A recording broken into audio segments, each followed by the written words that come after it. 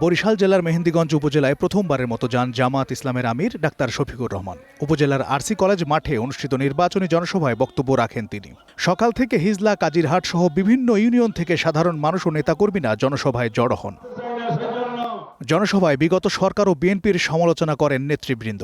তারা বলেন, আগামী নির্বাচনে জামাত ক্ষমতায় গেলে স্থানীয় সমস্যাগুলো অগ্রাধিকার ভিত্তিতে সমাধান করবে।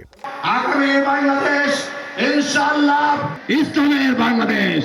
সেই বাংলাদেশে আমরা একটি ইনসাফপূর্ণ সমাজের আমলে আমরা এই এলাকার সব সমস্যার সমাধান খুঁজে পেতে চাই। তাদের মাধ্যমে দেশের মানুষের ভাগ্যের পরিবর্তন হয় নাই। এনারা এখনো আবার ভোট চায়।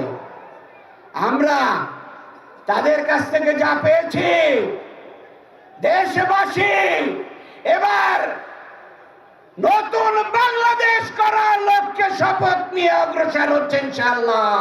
জামাতের আমির ডাক্তার শফিকুর রহমান বলেন, ৫৪ বছর যাদের সবচেয়ে বেশি বঞ্চনা দেয়া হয়েছে, সেখান থেকেই উন্নয়ন শুরু হবে।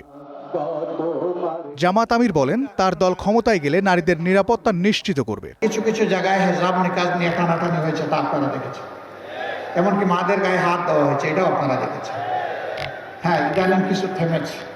কেন থেমেছে জানেন? এর বিরুদ্ধে সবাই সোচ্চার হয়েছে। আমি আমার জায়গা থেকে, অবস্থান থেকে বলেছি, জীবন দিতে রাজি আছি, কিন্তু মায়ের ইজ্জত কাউকে বন্ধক দিতে রাজি নয়। জনসভা ঘিরে এলাকাগুলোতে উৎসব মুখর পরিবেশ বিরাজ করে। জাফর আহমেদ শিমুল, গ্রিন নিউজ ডেস্ক।